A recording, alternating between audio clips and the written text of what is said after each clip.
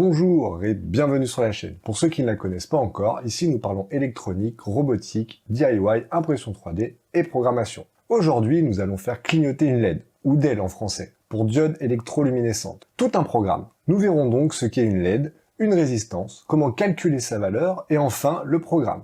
Et je vous réserve une petite surprise, alors restez bien jusqu'à la fin. Si ce n'est pas déjà fait, allez voir la vidéo où je vous explique les bases à avoir pour bien débuter avec les cartes Arduino. Juste ici. Bonne vidéo!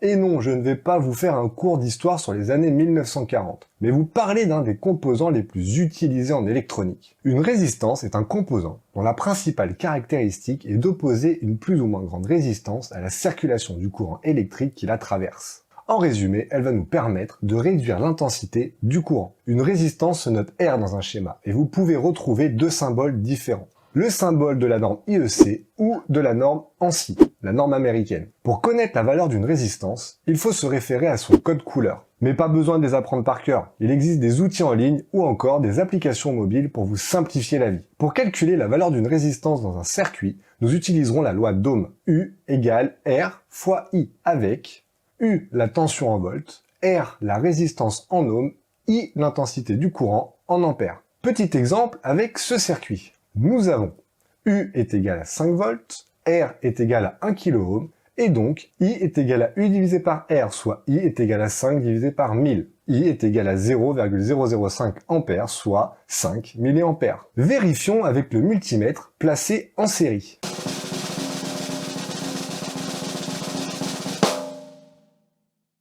Maintenant, nous allons calculer la valeur de R pour avoir 20 mA. R est égal à 5 volts divisé par 0,020 ampères. R est donc égal à 250 ohms. Il n'existe pas de résistance de 250 ohms. Pour le savoir, vous pouvez vous référer au tableau des valeurs normalisées. Nous prendrons donc la valeur disponible tout de suite au-dessus, soit 270 ohms. Pourquoi, me diriez-vous ?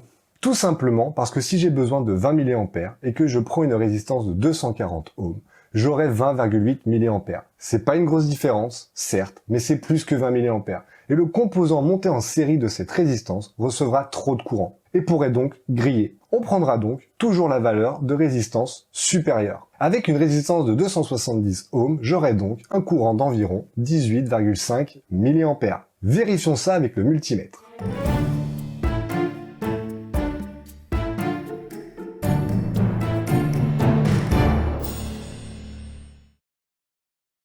La diode électroluminescente, aussi appelée LED pour Light Emitting Diode, est un dipôle électronique qui émet une lumière lorsqu'elle est traversée par un courant électrique. C'est un composant dit passif, et son sens est déterminé par son anode, le plus, et sa cathode, le moins. Le courant doit parcourir la LED de l'anode vers la cathode. Si vous inversez le sens, le courant est bloqué, comme avec une diode. Alors comment reconnaître l'anode et la cathode de votre LED ? Premièrement, avec la taille de ses pattes. L'anode est la patte la plus longue, et donc la cathode est la patte la plus courte.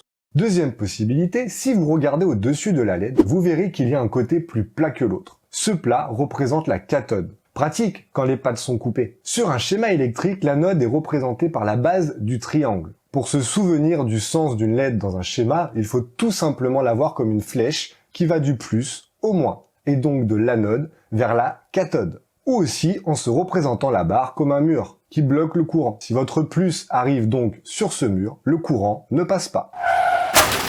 Votre LED est donc montée à l'envers. Attention d'ailleurs de ne pas la brancher à l'envers, car vous aurez de grandes chances de la griller si vous dépassez la tension inverse maximum, qui est en général comprise entre 3 et 5 volts. Pour utiliser une LED, il vous faut donc la mettre dans le bon sens et ajouter une résistance en série pour limiter le courant qui la traverse. En effet, une LED a des spécificités qu'il faut respecter, notamment le courant maximum qui doit la traverser. Pour des LED classiques de 5 mm, c'est en général un courant compris entre 10 et 20 mA, et sa tension de seuil VF se situe entre 1,5 et 2 volts. Attention, ces valeurs peuvent varier en fonction de la couleur de la LED, notamment avec les LED bleus et infrarouges. Pour calculer la valeur de notre résistance pour une LED rouge de 5 mm, nous utiliserons donc la loi d'Ohm. R est égal à U moins VF divisé par I. Si nous avons dans le circuit une tension de 5 volts, que notre LED a une tension de seuil de 1,8 volts et que nous voulons un courant de 10 mA, nous aurons R est égal à 5 volts moins 1,8 volts divisé par 0,01 ampères, soit 10 mA.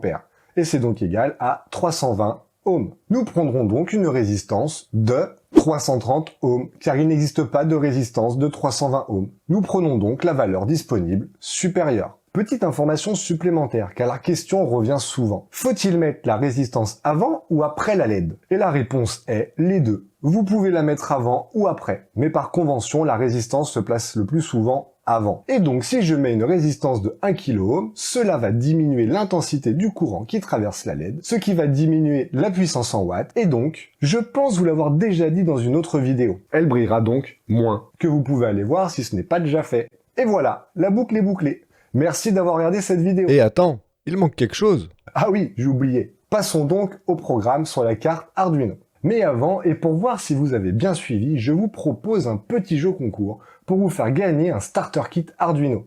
Celui qui est juste là. Pour cela, c'est très simple. Dites-moi dans les commentaires quel courant traversera la LED avec cette résistance de 1 kΩ. Et pensez à vous abonner si ce n'est pas déjà fait pour pouvoir participer. Je ferai un tirage au sort parmi les bonnes réponses et j'annoncerai le gagnant dans la prochaine vidéo. Je laisse les infos du concours dans la description, alors à vos calculettes. Nous allons donc maintenant voir le programme pour faire clignoter notre LED. Regardons donc déjà le schéma de câblage. Nous retrouvons notre LED et notre résistance de 330 ohms. L'anode de la LED est connectée à la broche D2 de la carte Arduino. J'utilise actuellement une Nano, mais ça ne change rien pour vous. Voyons donc le programme. Nous allons déjà configurer la carte. Pensez donc à la connecter. Pour cela, je vais dans Outils, Type de carte, et je sélectionne pour ma part l'Arduino Nano. Je vérifie aussi dans Outils que le port est bien sélectionné. De mon côté, c'est le COM8. Dans la fonction Setup, nous allons configurer la pin 2 en sortie. Pour cela, nous utilisons la fonction pin mode. Donc c'est la 2 et on la veut en sortie, output.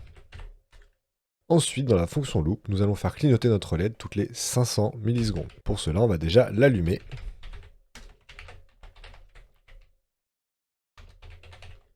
Et rajouter un délai de 500 millisecondes. Ensuite, nous allons tout simplement l'éteindre. Donc la pin 2, et cette fois on met low, et on remet un délai de 500 millisecondes. Nous allons ensuite vérifier qu'il n'y a pas d'erreur dans le code. La compilation s'est terminée sans erreur, nous pouvons donc maintenant envoyer le code sur la carte. On clique donc sur téléverser. Le code a bien été envoyé sur la carte, et comme on peut le voir, notre LED clignote. Si ce n'est pas encore fait, n'hésitez pas à vous abonner et à activer la petite cloche pour ne louper aucune vidéo. Et puis si vous l'avez aimé, laissez un petit pouce bleu, ce serait très sympathique de votre part. Et n'oubliez pas, je vous retrouve en live tous les mercredis à 19 h sur la chaîne Twitch. Passez donc faire un petit coucou. Merci d'avoir regardé cette vidéo, portez-vous bien et à très bientôt sur la chaîne. Ciao!